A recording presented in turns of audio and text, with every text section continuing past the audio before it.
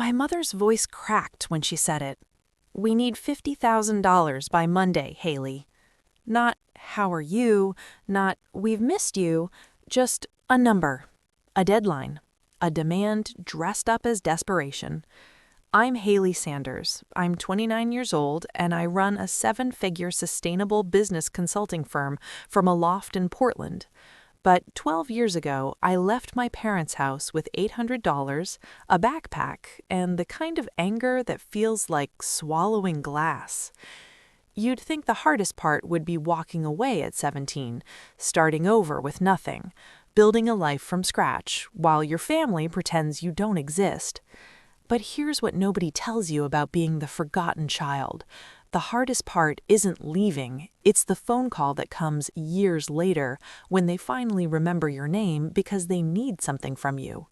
My sister Madison got everything: the college fund, the new car at 16, the down payment on her first apartment. Every birthday, every holiday, every moment of pride belonged to her. I got hand-me-downs and headshakes.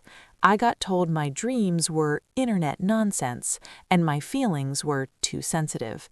When Madison pulled my hair hard enough to leave a bald spot in 8th grade, my mother said, "She's just playing." When she told everyone at school I'd stolen from her, a complete lie, my father said, "Work it out yourselves." So I did. I worked it out by leaving. And now, 12 years of silence later, my phone rings on a Thursday afternoon. Caller ID, Mom. The woman who once told me I'd never amount to anything without family was about to ask me to save the family that never saved me. I answered on the third ring. Before we dive into how I set myself free, please take a moment to like and subscribe, but only if you truly enjoy this story. Where are you watching from? Drop your city below in the comments. Now let me take you back to where it all began. I used to believe families were supposed to be safe places. When I was 7, I made my mother a birthday card. I spent 3 hours on it, using every colored pencil I owned, drawing butterflies because she once mentioned she liked them. I wrote "Happy Birthday to the best mom" in my neatest handwriting and left it on her pillow. She thanked Madison for it. Madison was 11 then, already learning that taking credit was easier than earning it. She smiled and said, "You're welcome, Mom." I stood in the doorway, invisible, holding the truth in my chest like a stone. That's when I learned. In my family, I wasn't a person. I was an extra, background noise, the child they had because that's what you do after the first one turns out perfect. My father, Robert Sanders, worked in insurance sales. 61 now, but back then, he was the kind of man who measured success in commission checks and neighborhood comparisons. He wanted a daughter who'd marry well, have grandchildren early, make him look good at company picnics. Madison fit that vision. I didn't. I liked computers. I liked reading about environmental science. At 12, I started a little blog about reducing waste, just kid stuff, tips about reusing containers, making homemade cleaners. My father saw it once and laughed. "Nobody's gonna pay you to tell them to use less stuff, Haley. Get realistic." But my mother, Linda, was different. Or I thought she was. She'd sometimes sit with me at the kitchen table while I worked on my blog posts, asking gentle questions. "What made you think of that?" Or, "Have you tried this?" I thought those moments meant something. I thought maybe underneath the exhaustion of managing Madison's chaos, she saw me. I remember one specific afternoon when I was 14. Madison had borrowed my birthday money, $60 my grandmother had sent, and spent it on makeup. When I confronted her, she screamed that I was a liar, that the money was hers. My father immediately sided with Madison. "She wouldn't steal from you," as if the very suggestion was absurd. I went to my mother. She was folding laundry in her bedroom, and I stood there crying, explaining what had happened. She looked at me for a long moment, and I saw something in her eyes. Recognition, maybe, even sympathy.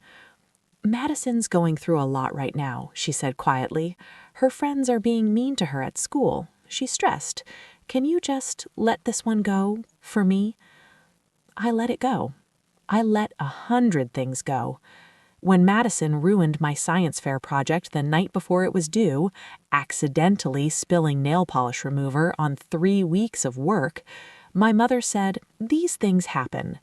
When Madison told everyone at her Sweet 16 that I was adopted, and that's why I looked different, I wasn't, I just inherited different features, my father said, "She's just being dramatic. You know how teenage girls are."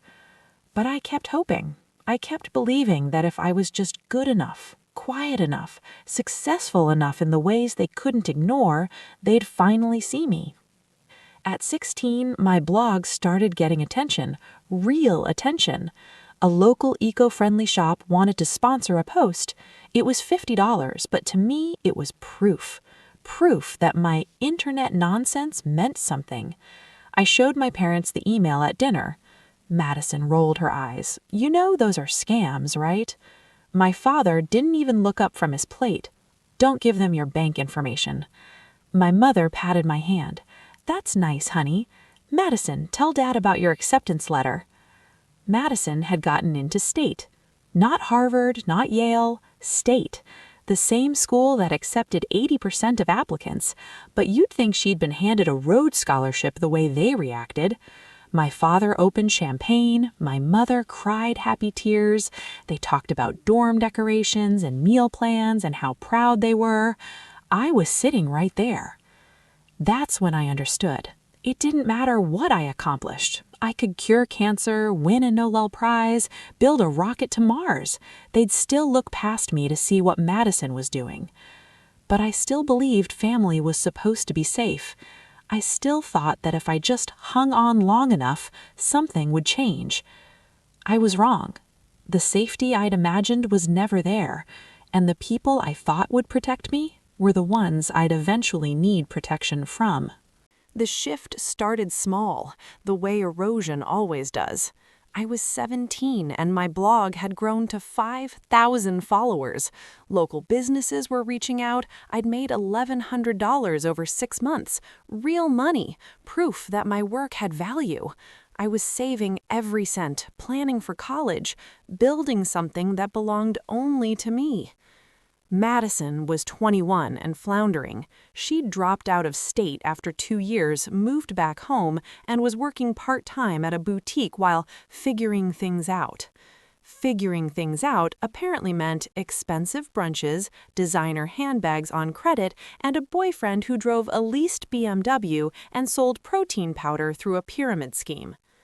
At first, Madison ignored my blog success. Then she started making comments.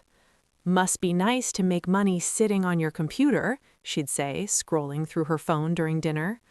"It's not just sitting," I'd reply. "I research products, test them, write reviews, manage sponsorships." "So you get free stuff and write about it. Sounds hard." My parents would say nothing. They never said anything. But I noticed my mother watching me differently. There was something new in her expression when I talked about my work, something that looked almost like assessment, like she was calculating my worth in real time. One night, I overheard them talking in the kitchen. I was in the hallway, about to come downstairs for water. "Haley made another $300 this month," my mother said. "Good for her," my father replied, but there was an edge to it. "Madison's really struggling," my mother continued. "The boutique cut her hours. She's stressed about rent." A pause. Then my father. "Maybe Haley could help out?" My stomach dropped. "She's still in high school," my mother said, but weakly, like she was testing the idea rather than rejecting it. "She's making money. Madison's her sister." I went back upstairs without getting water. The next day, Madison came into my room. She never came into my room. "Hey," she said, leaning against my doorframe, "I heard your blog thing is doing well." "It's okay," I said carefully. "That's cool, really cool." She smiled, but it didn't reach her eyes. Must be nice to still live at home and not have real expenses. There it was, the implication. You owe us. You owe me. I'm saving for college, I said. Right, of course. She pushed off the doorframe. Well, if you ever want to invest in something real, Jake, my boyfriend, has this amazing business opportunity. It's basically ground floor stuff. You could triple your money. I'm good, thanks. Her smile hardened. Yeah, I figured you'd say that. After she left, I checked my journal, the one I'd started keeping, listing every dollar earned and saved. I had $3,200. It represented 18 months of work, of late nights writing and researching and building something from nothing. That weekend, my father sat me down. Your mother and I have been talking, he said. You're doing well with your blog. We're proud of you. It was the first time he'd said those words to me, and I hated that they made me feel something. Thanks, I said. Madison's having a tough time right now. Money's tight for her. We were thinking, since you're living here rent-free, eating our food, using our internet, maybe you could contribute a little to the household. Help your sister out. Family helps family. The room tilted. I'm 17. I'm still in high school. Madison's an adult. Exactly. She has adult expenses. You're just playing on the computer. Playing? After 18 months of building something real, I was playing? I'm saving for college, I repeated. My father's expression cooled. College will be there. Family won't always need you. Think about it. But it wasn't a request to think about. It was a warning. Over the next month, the pressure increased. My mother started making comments about groceries costing more. My father mentioned the electricity bill. Madison stopped speaking to me entirely. And when I asked why, my mother said, she feels like you don't care about her, like you're selfish with your money. I was 17 years old, making money from a blog I'd built myself, and suddenly I was selfish for not funding my 21-year-old sister's lifestyle. The house started feeling different, smaller, like the walls were closing in. Every meal was silent tension. Every conversation felt like a negotiation. I stopped talking about my blog. I stopped celebrating small wins. I made myself as invisible as possible, hoping they'd forget about my savings account. They didn't forget. They were just waiting for the right moment. It was a Tuesday in March. I was 3 months from graduation. I came home from school and found my mother sitting at the kitchen table with her laptop open. She looked up when I walked in, and something in her face made me stop. "Sit down, Haley," she said. I sat. She turned the laptop toward me. On the screen was my bank account, my savings account, the one I'd opened at 17 with my blog income, the one that currently held $3,800. "How did you—" "I'm a joint holder on your account," she said calmly. "You're a minor. I had to be when you opened it." The air left my lungs. "Your father and I have made a decision. Madison needs help, real help. She's behind on rent, behind on her car payment. She's family, and we help family." "No," I said. The word came out small, powerless. "We're transferring $3,000 to Madison's account. You'll still have $800. That's more than most teenagers have." "That's mine!" My voice was shaking. "I earned that, every dollar. You can't—" "We can, and we are. You're living under our roof. This is how families work." "This is how your family works," I said, and I watched her face harden. "Madison gets everything, always, and I get whatever's left." "Don't be dramatic." "I'm not being dramatic. I've worked for 18 months. 18 months playing on the internet." Your father's voice came from behind me. I hadn't heard him come in. "Your sister has real problems. You're going to help her, and you're going to do it without this attitude." I turned to look at him. I'm 3 months from graduation. I was going to use that money for college, for deposits on an apartment, for college. Madison's voice. She was in the doorway now, too, arms crossed, wearing a new jacket I'd seen online for $200. You think you're going to college with your grades? My grades were fine, not perfect, but fine.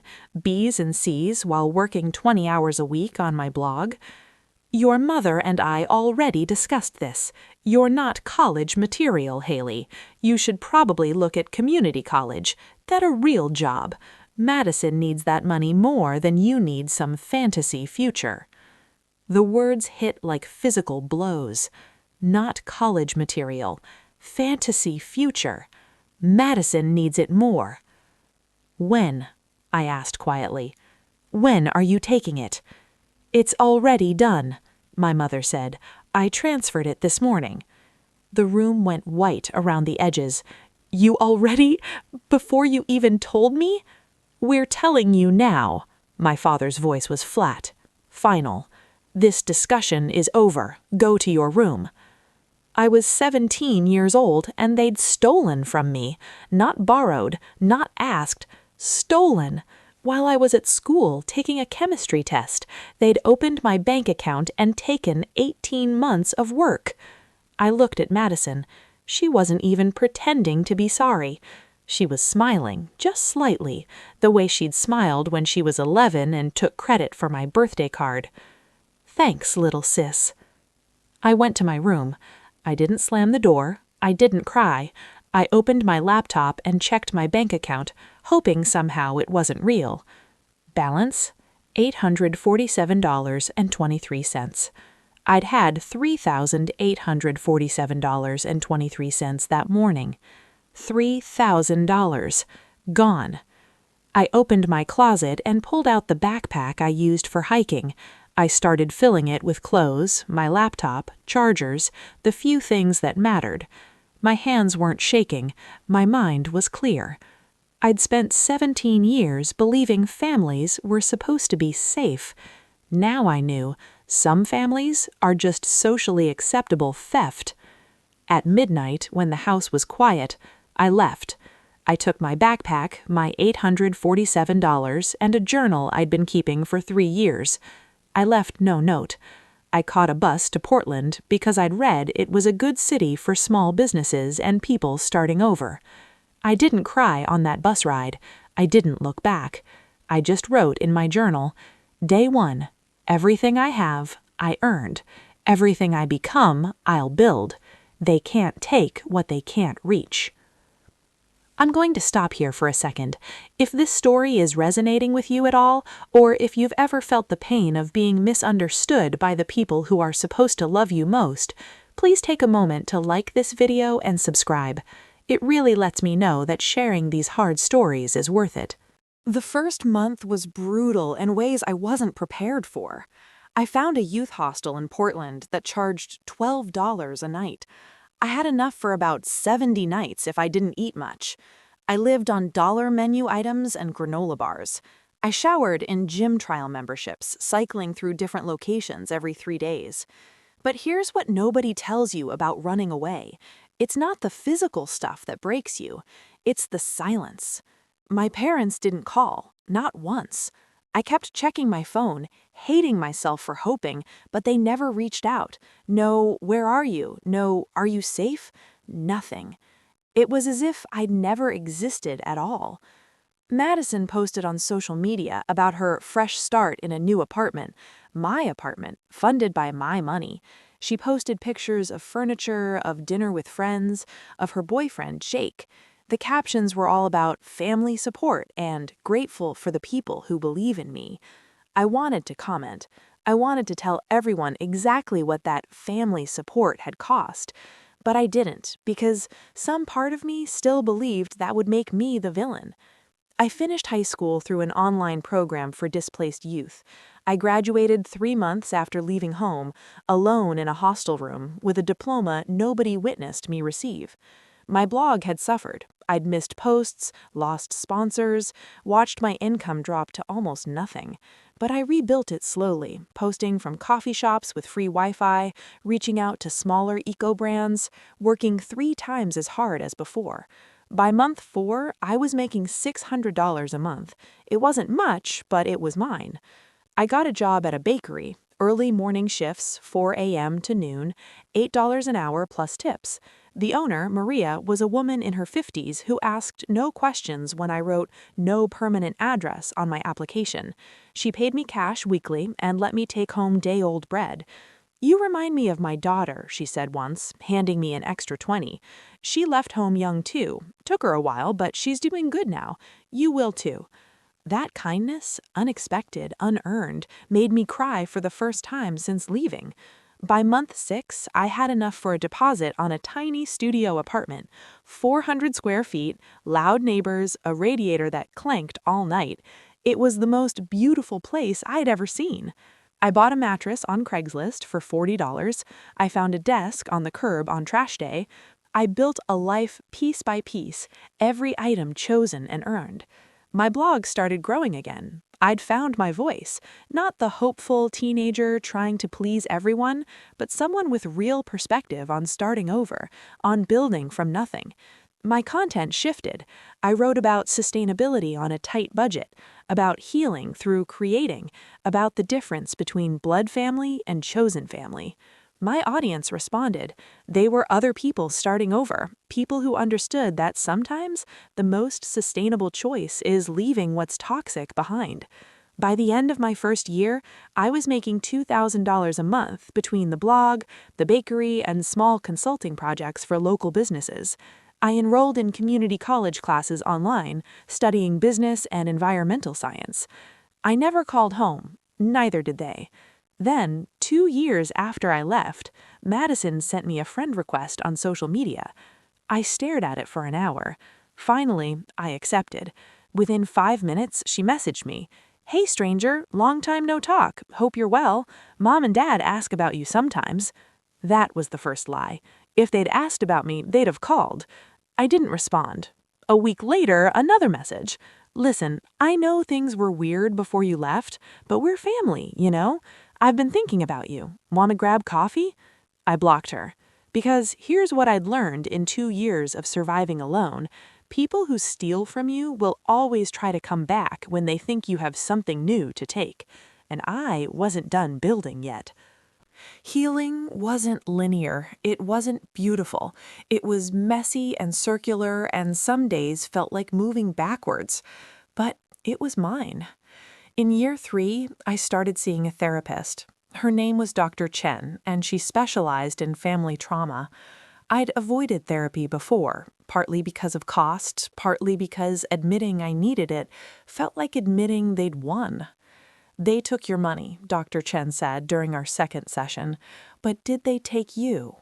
I didn't understand the question at first. Your identity, your capability, your worth, did they take that? "No," I said quietly. "Then they didn't win. They took dollars, you took yourself. Which do you think matters more?" That reframed everything. I started journaling deliberately, not just tracking income, but tracking growth. Every day, I wrote 3 things I'd accomplished and 1 thing I was grateful for. On bad days, the accomplishments were small. Got out of bed, ate breakfast, didn't check Madison's social media. On good days, they were bigger. Signed a $3,000 consulting contract, finished midterm with an A, helped a new follower start their own blog. The gratitude practice changed how I saw the world. Instead of focusing on what I'd lost, I started noticing what I'd gained. Freedom, autonomy, the ability to make choices without asking permission.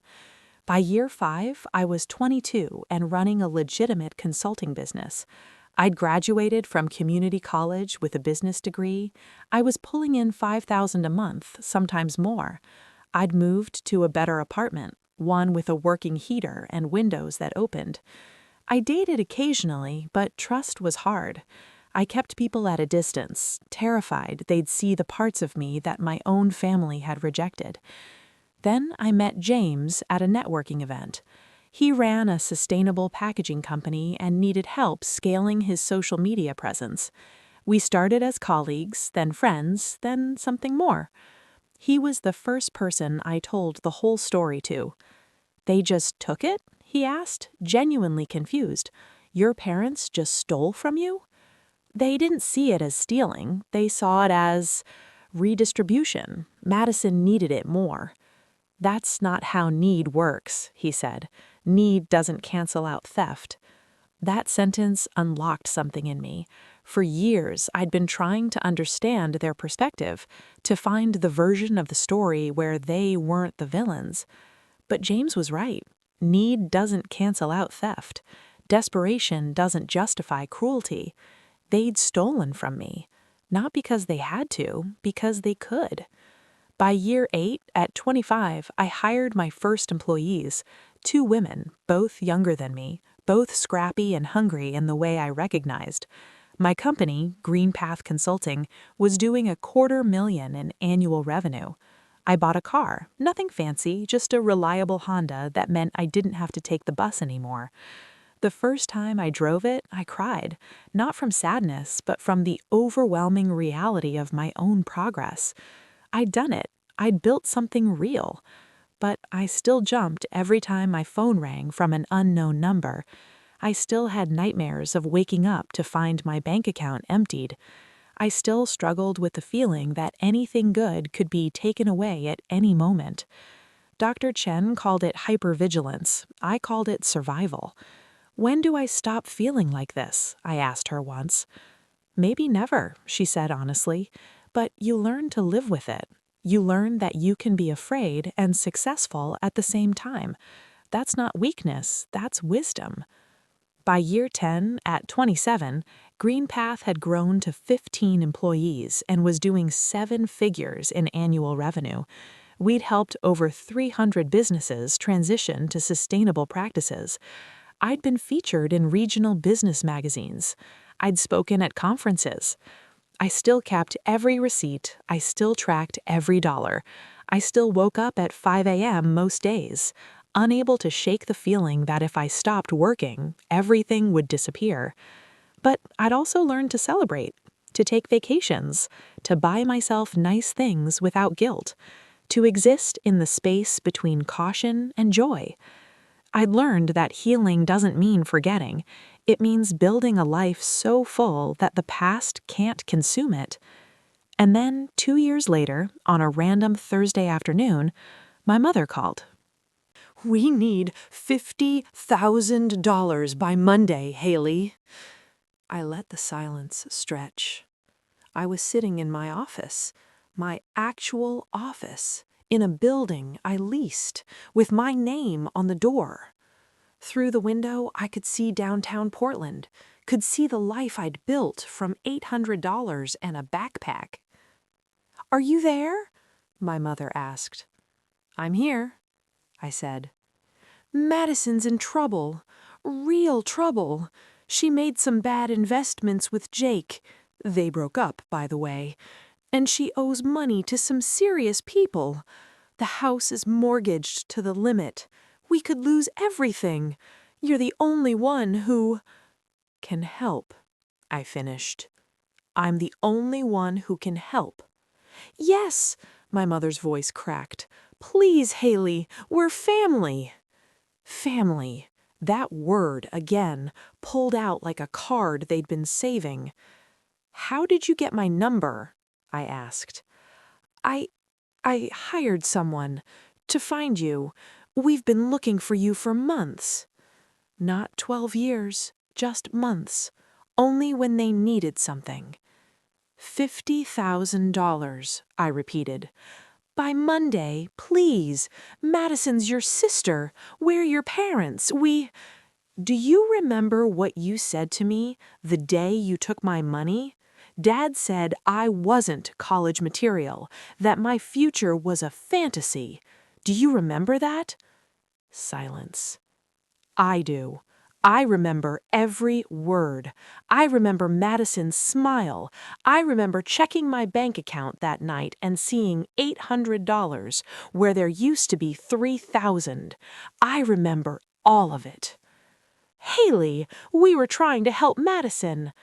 I know. You were always trying to help Madison, and now you want me to do the same. So you'll help? Hope crept into her voice. No, I said simply. The word hung in the air like smoke. What? No, I won't help. Madison made her choices. You made yours. Those consequences belong to you, not me. But we're family. You're my family when it's convenient, when you need something. You weren't my family when I needed you, when I needed protection from Madison. When I needed you to see me, when I needed that $3,000 for my future? We made mistakes. You made choices. There's a difference. My mother started crying. Real tears, the kind I'd wanted to hear 12 years ago when I was 17 and alone in a city I'd never been to before. Please, she whispered, we'll lose everything. Then you'll know how it feels. To start over with nothing, to build from scratch, to realize the people who were supposed to protect you were the ones you needed protection from. Haley, I hope you figure it out, I said, and I meant it. Not with cruelty, but with the kind of detached compassion you have for strangers. I hope Madison learns to stand on her own. I hope you both learn that taking from people has consequences. But those are your lessons to learn, not mine to finance. So that's it? Anger now, replacing the tears. You're just going to abandon your family? You abandoned me first, I said quietly. I'm just finally accepting it. I ended the call. My hands weren't shaking, my heart wasn't racing. I felt nothing but calm certainty. 3 minutes later, my mother texted, "You're selfish. You always have been." I blocked the number. That evening, I recorded a podcast episode. It was something I'd been thinking about for months, telling my story, all of it, the whole truth. I called it The Daughter They Forgot. I talked about the stolen money, the years of being invisible, the choice to leave, the 12 years of silence, the phone call asking for $50,000. I didn't use their real names. I didn't have to. The episode went viral, 300,000 downloads in the first week. My inbox flooded with messages from people who understood, who'd lived their own versions of my story. Your family is looking for you, one message said. They're telling people you're lying, that they supported you and you turned your back on them. I didn't respond. I didn't need to. Because here's what I learned over 12 years of building a life they tried to convince me I couldn't have. Your worth isn't determined by the people who couldn't see it. I'm 29 now. I run a company I built from nothing. I have employees who I treat with respect. I have an apartment I chose, a car I paid for, a life that belongs to me.